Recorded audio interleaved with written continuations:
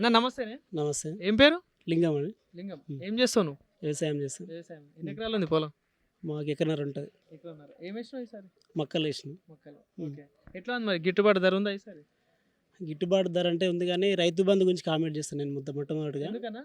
ఇప్పుడు రైతు బంధు అనేది ఏంటంటే ఇప్పుడు సపోజ్ మా గురించి చెప్తున్నాము. హ్మ్. ఎకరన్నర పొలం ఉంది. ఓకే. ఎకరన్నర అంటే దాదాపు 7,000 చిల్లర సంథింగ్ వస్తుంది. అవును, అవును, ఇప్పుడు మా విలేజ్లో తీసుకుంటే వేరే వాళ్ళకు 50 ఎకరాలు ఉందనుకో. అవును, 50 ఎకరాలు అంటే వాళ్ళకి దాదాపు 2,50,000 వస్తుంది. అవును, అవును. 2,50,000 తీసుకున్నా అతను ₹1 ఖర్చు చేయడు.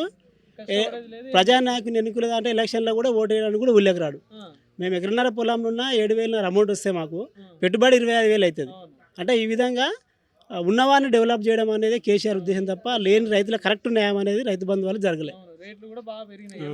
ఎరువుల రేట్లు. దాంతోపాటు ఇప్పుడు వచ్చిన కాంగ్రెస్ గవర్నమెంట్ ఏదైతుందో ఆ, 5 ఎకరాలకు పరిమితం లిమిట్ చేయడం అనేది ప్రతి ఒక్క రైతు దాన్ని హర్షిస్తున్నాడు. అవును. కాకపోతే చిన్నకారు రైతు అనేది మీడియా ముందుకు మీలాంటి సంవత్సరం ముందుకు చెప్పలేకపోతారు కానీ 100% సక్సెస్ అవుతుంది. కానీ సెంట్రల్ నుండి మీ అంటే రైతులకి సబ్సిడీ ఫ్రీగా ఎరువులు ఇస్తా అని చెప్పడం కూడా జరిగింది కదా. మరి అట్లాంటివి ఏమైనా అందుతుందా మీకు? ఏం సబ్సిడీ ఏమంతలేండి, ఏం తీసేసలేదు, ఏం లేవు. సో మన ఇప్పుడు దగ్గరలో పార్లమెంట్ ఎన్నికలు వస్తున్నాయి. సో మరి ఎవరికి మద్దతు తెలుపుదాం అనుకుంటారు, ఎవరికి ఓటేద్దాం అనుకుంటారు? పార్లమెంట్ ఎన్నికలు అయితే మేము ఖచ్చితంగా ఇప్పుడు మహబూబ్నగర్ పార్లమెంట్ ఏరియా నుంచి అయితే మేము ముందంజలు అయితే వంశేంద్ర రెడ్డి గారి నుంచి ఓకే. అంటే ప్రజా సమస్యల మీద ఒక గొంతుగా వినిపించే గలం ఆయన కూడా ఉంది కాబట్టి ఓకే. ప్రజా తీర్పు మాత్రం ఈసారి అస్తం అయిపోయి చూస్తట్టున్నారు. అంటే తిరుగుతున్నారా మరి ప్రచారానికి? ఎందుకంటే ఎన్నికలు కూడా అంటే ఇంకో 2-3 నెలల్లో ఎన్నికలు అంటున్నారు. మరి ప్రచారానికి తిరుగుతున్నారా పార్టీస్? తిరుగుతున్నారండి.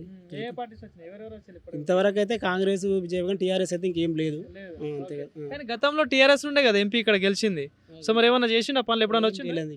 టీఆర్ఎస్ ఎంపీలు కానీ ఎమ్మెల్యేలు కానీ ఏం చేయాలన్నా KCR one of the boss KCR ఏది చెప్తే అదే చేయాలి అంతే. ఇక ఎమ్మెల్యేల అపాయింట్మెంట్ కానీ మంత్రుల అపాయింట్మెంట్ కానీ కేసీఆర్ని ఇప్పుడు మామూలుగా ఇప్పుడు మేము ఉన్నాం సామాన్య పరం. మా ఎమ్మెల్యే గెలిచి ఇప్పుడు 3 నెలలు కాలేదు. ఇంకా నేను దాదాపు ఒక 15 సార్లు కలిసిన ఓకే. మీ మా ఎమ్మెల్యే ఎమ్మెల్యే ఎవరు? కసిరెడ్డి నారాయణ రెడ్డి కల్లకుర్తి కాన్స్టిట్యూన్సీ. అచ్చా, మీరు కలవలేదు. ఇంతకుముందు మా దగ్గర ఇప్పుడు ఎమ్మెల్యేని కలవాలంటే ఒక 6 నెలలు పట్టాలి, ఎమ్మెల్యే సీఎం కలవాలంటే సంవత్సరం కూడా పట్టేది. అవును, అవును. అంటే పబ్లిక్ అంటే గ్యాదరింగ్ అనేది లేదు. ఓకే. అది. సో మరి ఇప్పుడు కాంగ్రెస్ ప్రభుత్వం వచ్చినాక ప్రజాపాలన అని పెట్టి దరఖాస్తులు తీసుకోవడం జరిగింది. 6 గ్యారెంటీలు పథకాలు పెట్టడం జరిగింది.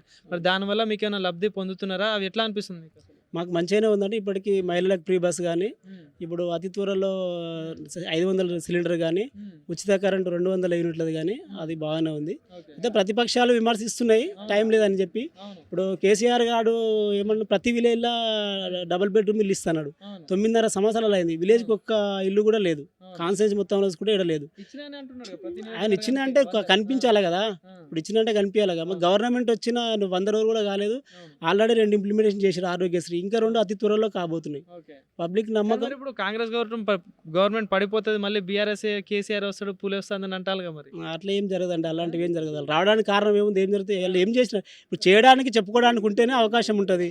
వాళ్ళు అసలు కేసీఆర్ ఓడిపోతారని ఎక్స్పెక్ట్ చేయలే కాబట్టి ప్రెస్టేజ్లకి బయటకు వచ్చి అలా మాట్లాడుతుంది తప్ప అలాంటిది ఏం జరగదు. ఓకే. అలాంటిది ఏం సో జరగదు. మరి పోటీ ఎట్లా ఉంటుంది అంటే మీరేమనుకోండి, మీ నియోజకవర్గం నుండి చూసుకుంటే షాద్నగర్ నియోజకవర్గం నుండి చూసుకుంటే మరి కాంగ్రెస్ కానీ బీజేపీ కానీ బీఆర్ఎస్ పోటీ మరి ఎట్లా ఉంటుంది? బీఆర్ఎస్ పోటీ అనేది ఉండదు కానీ 90% బీజేపీ కాంగ్రెస్ మధ్యలో ఉంటుంది కానీ బీఆర్ఎస్ అనేది బీజేపీ నుండి ఎవరు ఉన్నారన్న అభ్యర్థి? బీజేపీ నుంచి డీకే అని అనుకుంటున్నాము, మాకు కన్ఫామ్ అయితే తెలియదు. కాంగ్రెస్ నుంచి అయితే వంశేంద్ర రెడ్డి క్లియర్, అంటే పార్టీ టికెట్ రాకపోవచ్చు కానీ 99% అయితే క్లియర్ అని అనుకుంటున్నాం. మాకైతే కన్ఫర్మేషన్ ఉంది. గెలుస్తాడా మరి? గెలుస్తారండి, గెలుస్తారు. మరి ఒకవేళ గెలిచిండు అనుకో మరి చేస్తారంటారా మరి? అంటే మీకోసం కష్టపడి అంటే నిధులు తెచ్చి అభివృద్ధి చేయడం చేస్తాడని కాన్ఫిడెంట్ మాకు ఉంది. ఆయన ఎంపీ అయినా కూడా మా సామాన్య మానవులకి ఫోన్లో అందుబాటులో ఉండే కాన్ఫిడెంట్ మాకు ఉంది. కంపల్సరీ కలిసి కలుస్తారు, కంపల్సరీ కలుస్తారండి. Right, thank you.